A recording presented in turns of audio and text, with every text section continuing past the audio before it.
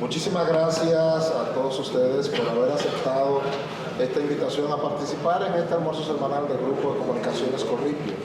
Muy particularmente a Luis Carvajal, de la Comisión Ambiental de la UAS y del equipo ambiental de la Academia de Ciencias.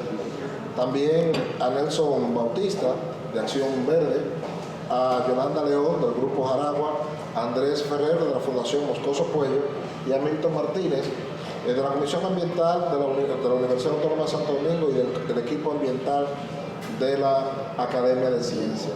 Le agradecemos mucho haber aceptado esta invitación porque fue una convocatoria que se hizo en el marco de una inquietud de muchos ejecutivos del grupo, de que sentíamos que estaban ocurriendo muchas cosas, pero que la estábamos recibiendo suelta en el sector medioambiental. Y bueno, pues tuvimos bien a llamar a Cucho, a Luis Carvajal, que es un gran amigo nuestro, gobernado por una periodista, que nos colaborara con ustedes y efectivamente pues le agradecemos mucho que hayan aceptado. La dinámica del almuerzo es la siguiente. Primero vamos a tener una mirada general de la situación medioambiental, entonces ahí vamos a iniciar ya con una sesión de preguntas y respuestas y ver las particularidades de cada una de las áreas de la competencia de los invitados que están aquí. Posteriormente pasamos a un receso donde almorzamos. En el almuerzo tenemos la sobremesa y ahí continuamos conversando sobre el tema. Así que quiero darle inicialmente la palabra a Luis Carvajal para que nos dé esa mirada y posteriormente pues lo propio con cada uno de ustedes. Bien, todos los que estamos aquí pertenecemos también a la Coalición para la Defensa de las Áreas Protegidas y hemos venido haciendo una serie de planteamientos públicos. Los iniciales tenían que ver con la necesidad de corregir una serie de tendencias que determina la política ambiental del Estado Dominicano y que ha atravesado de un gobierno a otro. Y con las nuevas autoridades planteamos series y necesidades fundamentales, la de revisar el aparato institucional y la dinámica funcional del Ministerio de Medio Ambiente, analizar la política general de ordenamiento y la visión del territorio, la situación particular de las áreas protegidas, el agua como un gran tema, el tema forestal y todos los asuntos de gestión ambiental. A pesar de que lo que he planteado parecen ser grandes temas, hay muchos otros componentes que en una rápida introducción no hago. Y a la hora de seleccionar el equipo que está aquí, todos los que están aquí pueden hablar prácticamente de todos los temas, pero está cada uno de ellos muy concentrado en sus áreas. Por eso Nelson, que probablemente es el que tiene, que nosotros decimos que es el que maneja todas las estadísticas, los numeritos y los detalles del sector. Milton, que tiene que ver tanto con el sector forestal, con el problema de la agricultura de ladera, con la construcción real de sostenibilidad de la perspectiva de la persona. Yolanda, presidenta del Grupo Jaragua y que es alma y corazón de la Coalición para la Defensa de las Áreas Protegidas, con un dominio integral. Y bueno, el decano del grupo, porque creo que tú eres el más viejo, que es Andrés Ferrer, que desde luego articulado a Valle Nuevo por razones de sangre, de familia y de afecto, sin embargo, de nosotros es el que acumula una mayor experiencia en muchos ámbitos ambientales, fundamentalmente alrededor de las áreas protegidas. Nosotros estamos aquí a la disposición de ustedes, abiertos a cualquier pregunta y arrancamos. Yo voy a iniciar con una pregunta general y poder, por favor, responderla quien sea y varios también a la vez. Pero uno como lector, amante, usuario, usufructuario de las áreas protegidas, voy mucho a las áreas protegidas, uno siente que como que hay un ambiente de ataques silente pero que consistente a las áreas protegidas. ¿Está uno en lo cierto? ¿Son sentimientos que no se corresponden con la realidad? ¿O quizás la realidad es mayor que esa impresión que uno puede tener? El micrófono puede ir. Mira, yo tengo uno. Yo tengo uno ya, ok, perfecto. Bueno, ciertamente es así. ¿Y por qué hay tanto ataque en las áreas protegidas? Y tenemos que reflexionar qué son las áreas protegidas.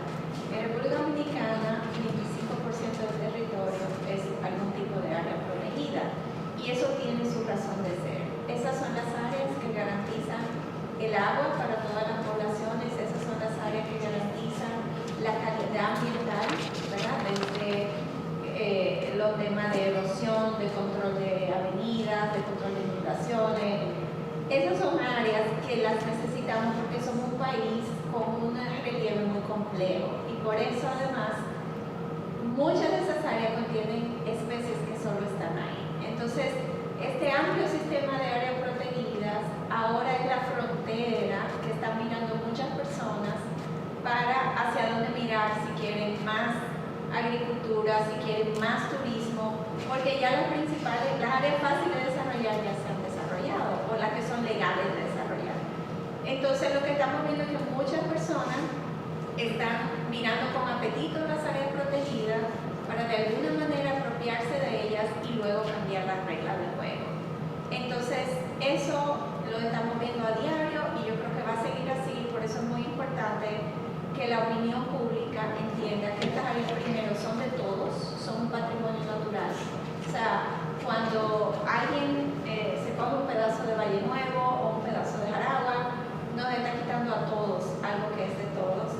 Y en segundo lugar, que esas áreas nos garantizan la sostenibilidad de la vida en nuestro país. Yo creo que una pregunta de ABC para ignorantes. ¿Qué es un área protegida? ¿Cómo se decreta un área protegida? ¿Qué elementos se toman en cuenta para determinar que un área es protegida?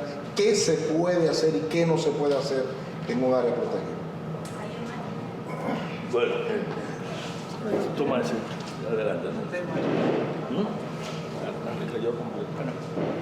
ante todo, como lo dice Yolanda, un área protegida no es más que un pedazo de territorio que en veces es terreno o marítimo, que se conserva, se protege, se salvaguarda para su uso de una manera con diferentes categorías de prioridad.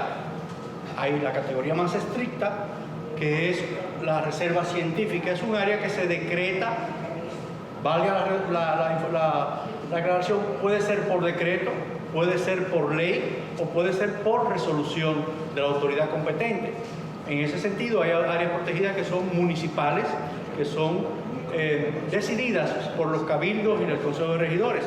Hay áreas protegidas que son por decreto y muchas de ellas, de las más recientes que se crearon en los últimos 10 años, la mayoría han sido por decreto. Y las áreas protegidas en su conjunto, la gran mayoría, que están protegidas por la Ley 202 de 2004, que consolidó todas esas áreas protegidas que hasta ese año habían sido o decretadas o creadas mediante leyes. Entonces, la categoría más estricta, que es reserva científica, solamente está supuesta a ser utilizada para investigación, desarrollo. En un caso como para ese tipo de categoría es el caso de la reserva científica de Ébano Verde en la zona de Constanza. Pero también tenemos otras categorías que tienen otros usos. Por ejemplo, el de paisaje protegido o el de área nacional de recreo, como es el caso de algunas zonas costeras en el este y en el sur, en el entorno de Pedernales, Bahía de las Águilas, Playa Blanca y en el caso puntual de Bucayé. Muchas personas tienen la confusión a veces premeditada y deliberada de hacer creer que dependiendo de la categoría de manejo, que va del 1 al 6, de muy estricta a menos estricta, el hecho de que tenga una categoría menos estricta como la categoría 6, que es las áreas nacionales de recreo y los paisajes protegidos, es que hay que cuidarla menos o que simplemente no forman parte de la misma sombrilla de ley que es la Ley 202 de 2004 o de la Constitución de la República, que dicen que son inalienables, inemangables, intransferibles y demás. O sea, que siguen siendo áreas protegidas con diferentes categorías de uso de lo que se permite o no hacer en ellas. También debemos aclarar que además de áreas protegidas tenemos recursos protegidos. Por ejemplo, los mangles están protegidos donde quiera que estén. Entendemos que hay recursos todavía sin proteger que debían estar protegidos, como por ejemplo la Manaca. El Manaclar es la gran mina de agua del país. Debe haber, así como hay un mapa de minas metálicas y no metálicas, debe ser un mapa, debemos tener un mapa de manglares para proteger la gran mina de agua del país, porque lo último que se le ocurre, hoy he estado toda la mañana oyendo en la radio la crónica de un evento que se llama Turismo Sostenible, que creo que el mundo entero se está llevando a cabo aquí, en una región turística, la región turística más pujante que tenemos, pero lo menos que ellos se imaginan, lo menos que se preguntan, lo menos que discuten es de dónde llega el agua a ese polo turístico. Lo menos que se discute en Bucangé es de dónde llega el agua al polo turístico futuro. Entonces, ese recurso tiene que ser protegido en la fuente. Y tenemos estructuras o cosas particulares que se desarrollan solo en ambientes específicos. Por ejemplo, ya Nelson mencionó la Reserva Científica de Ébano Verde, porque el ébano verde solo crece en unos espacios nublados permanentemente, y la manacla por igual. Entonces, donde hay manacla y ébano verde, debiera ser declarado protegido de facto, como tenemos las cavernas, los manglares y algunas otras especies, y los humedales. Sí. Hay dos detalles importantes que yo creo que responden a la pregunta. No hay áreas más intensivamente utilizadas y aprovechadas que las áreas protegidas. Valle Nuevo es intensivamente utilizada porque está produciendo agua de manera continua y es el soporte de la economía. Pero cuando se habla de turismo, el turismo que se desarrolla en el este es posible porque usted tiene ahí un área protegida que sigue siendo pública. Y ahí viene la respuesta. Lo único que no se puede hacer en ninguna área es su privatización, porque lo dice la ley 202 de manera muy explícita, lo dice la ley 64 y lo dice la Constitución de la República. Y por lo tanto, la gran discusión de desarrollar o no desarrollar ha sido, yo creo que es un éxito de quienes quieren apropiársela, porque han hecho creer a mucha gente que para desarrollar hay que apropiarse el área. Cuando los modelos de desarrollo que ha estado planteando la coalición, que ha planteado la Academia de Ciencias, la UAR, lo que ha planteado el Grupo Jaragua, por ejemplo, para el sur, son mucho más ambiciosos, involucran mucho más recursos, mucho mayor diversidad que los modelos que se habían planteado queriéndose apropiar en un momento dado de Bahía de las Águilas. Hoy todos sabemos que Bahía de las Águilas puede ser desarrollada y que no va a ser privatizada. El modelo que de repente se descubre y se quiere aplicar en Bucangé o en otro sitio, o está ocurriendo en algunos otros lugares, porque no es el único sitio donde tenemos este nivel de conflicto, es donde más agudo, donde se ha hecho público, donde ha logrado el debate. Entonces, cada área tiene para qué sirve, pero no hay una sola de las áreas que no tenga una función importantísima en el desarrollo. Por lo tanto, lo que protege las áreas protegidas son los modos y los modelos de producción, es la posibilidad de consumir agua, de consumir productividad del suelo, de estabilizar el clima, de garantizar calidad ambiental, y ese uso tan intensivo, tan importante, es lo que protegen las áreas con sus diversas categorías. ¿Pero se puede desarrollar el turismo aquí en esta área? Sí, lo que pasa es que volvemos a la palabra desarrollar. Por ejemplo, Bucangé tiene y debe ser incluido en los proyectos turísticos. Si ustedes ven la propuesta del Grupo Jaragua, no ahora en medio de este debate, sino cuando lo que estaba discutiendo era el planteamiento, todas estas áreas están incluidas para incorporarse en un modelo de desarrollo, en un plan maestro. Lo que no es posible es que usted se la robe. O sea, lo que no es posible es que un área que es pública, para desarrollársela haya que dársela a alguien. Vamos, ya que entramos en Bucangé, me gustaría que socialicemos la situación de Bucangé. ¿Cuál es su preocupación? ¿Por qué es que le dice el ministro que usted está haciendo mucha bulla? Sí. O sea, ¿cuál es la situación de Bucangé? ¿Cuál es su preocupación y cuál es su planteamiento?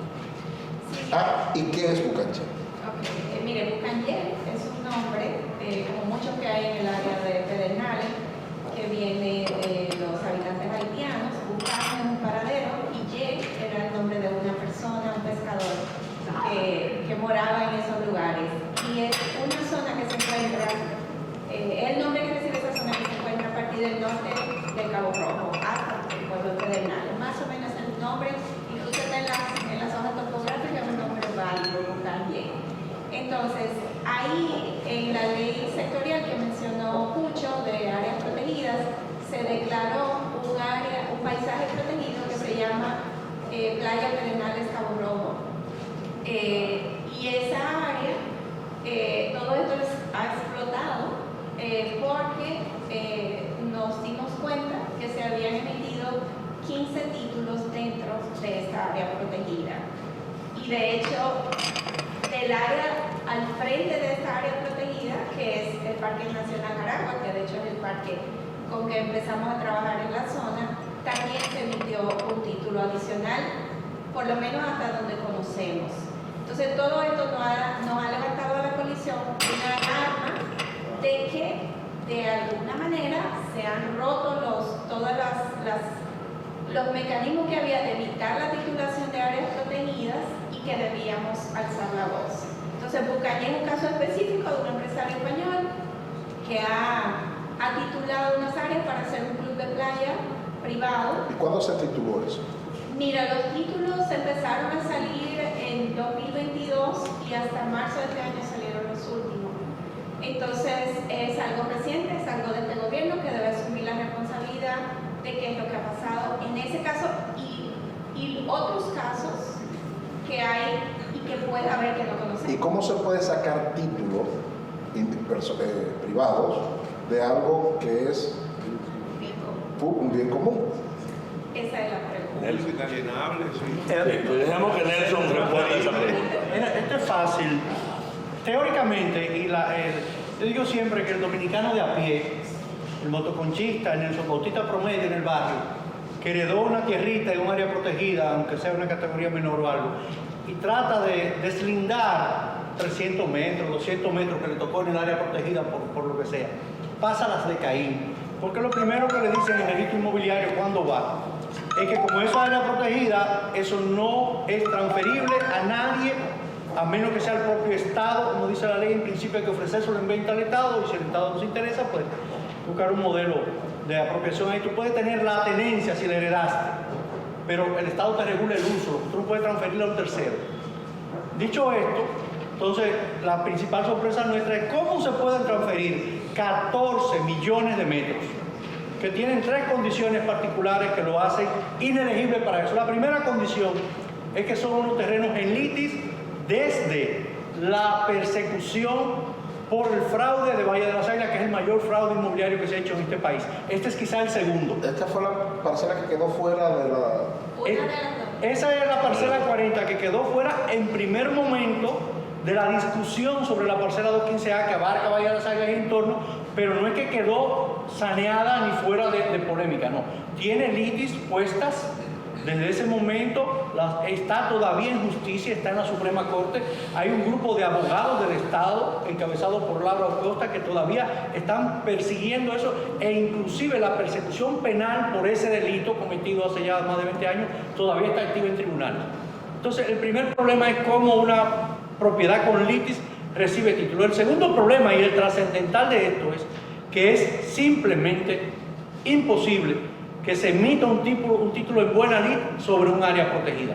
Para que eso ocurra tiene que haber complicidades a todos los niveles, en la justicia, en la jurisdicción inmobiliaria, porque, como le decía ahorita, ninguna persona de a pie le da un título a un área protegida.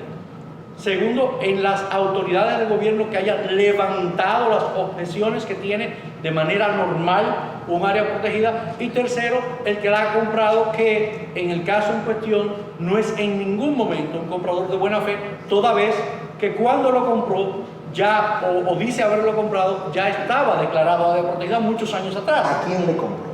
Le compró al mismo grupo de personas, nombre por nombre, que trataron de estafar al Estado en el caso Valle de las Águilas. Usted busca los 16 propietarios, los 17 que le vendieron, empresas y personas, y son exactamente los mismos, de título por título, los mismos que trataron de engañar al Estado con Valle de las Águilas y que el Estado le dicta sentencia en contra. Ojo, segundo, le compra un precio que todo el mundo sabe que es ridículo, 60 centavos de dólar en una línea de costa. O sea, ahí hay otro indicio serio de fraude.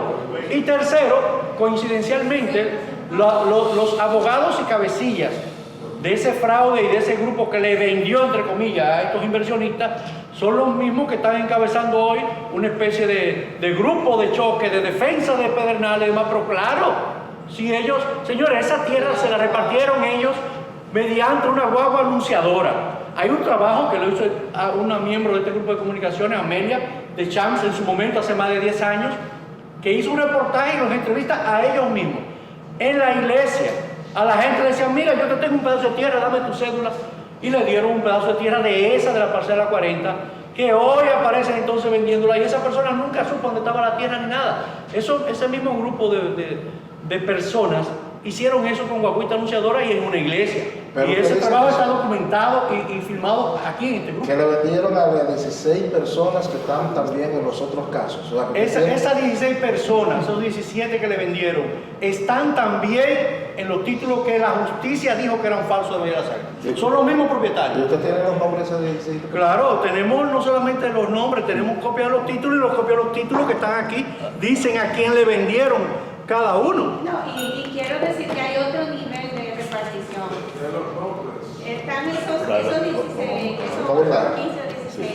Pero por debajo de ellos hay cientos de personas de Pedernales que los desinteresaron por ocupaciones que tenían ahí. Entonces, por eso Pedernales ha sido una comunidad de choque contra la defensa de esta área, porque es que se reparte mucho dinero. Es imposible desconocer el pedimento de un Premio Nacional de Periodismo.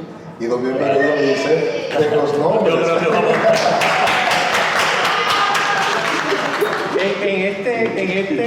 En esta comunicación que remite la empresa, entre comillas, compradora, al Ministerio de Medio Ambiente en abril del año pasado, le entrega al Ministerio copia de los títulos de 6 porciones de terreno aproximadamente por unos 3 millones de metros cuadrados, y en ese documento oficial de ellos están los títulos, copia de los títulos y quienes le vendieron. O sea que es así de fácil. Usted puede ver, por ejemplo, en este primer título dice que le vendió a alguien que se llama Carlos Beltré Santana y le vende 60.000 metros cuadrados. En este otro segundo título le vende a alguien que se llama Mantenimiento y Servicio Fernández. Ese nombre usted lo va a encontrar en cualquiera de los expedientes del caso Bahía de las Águilas, porque es uno de los mayores tenedores. Y así por el estilo hay una relación amplísima de más de 200 nombres que se los podemos suministrar, de gente que le pagaron o porque decía tener derechos adquiridos o porque simplemente decía tener ocupación, y hasta eso que tenían de nombre la ocupación le pagaron también. Ya, déjame ver esto. La realidad es que esa ocupación no existía, que el origen que implicó que gente de repente tuviera supuesto título fue un falso asentamiento que él mismo que se debatió en Bahía de las Águilas, y desde ese entonces esos sectores han estado frenando el desarrollo de esa región porque condicionan cualquier inversión a que le validen el fraude, y le han hecho creer al país que se discute si se desarrolla o no Pedernales, si se invierte o no, cuando lo que ellos quieren es que se le valide una operación. Hagamos el cálculo. Promedio $37, ¿verdad? El metro cuadrado en esa zona. Son 60 centavos por $1. Multiplica 36 por 14 millones y eso por 54. Y vamos a ver hablar de qué cantidad de dinero se está hablando. Si el Estado Dominicano va a entrar en alianza público-privada, como se le llama ahora, en una modalidad, lo que está poniendo el Estado Dominicano es lo que es propio. Pues le está regalando 27 mil millones, que es lo que da 27.500 y tantos millones de pesos de entrada. Antes de yo invertir un centavo, está claro que desde luego el pleito por el desarrollo, pensar que los ambientalistas lo está pagando otro polo, o que los ambientalistas somos ecoterroristas, o peor aún, que tenemos una conspiración contra el sur lejano y no queremos que se desarrolle, es muy válido. O sea, evaluarnos desde su propia catadura ética, desde la propia dimensión en lo que ellos colocan sus escalas de valores, es lo que ha ocurrido, y eso es lo que crea la gran confusión. El verdadero debate ahora es, primero, ¿pueden ser válidos esos títulos? No. Si no son válidos los títulos, el fraude lo pervierte todo, toda la demás discusión. ¿Puede el Estado Dominicano entrar en un acuerdo con quien lo quiere entrar a engañar? Está claro que no.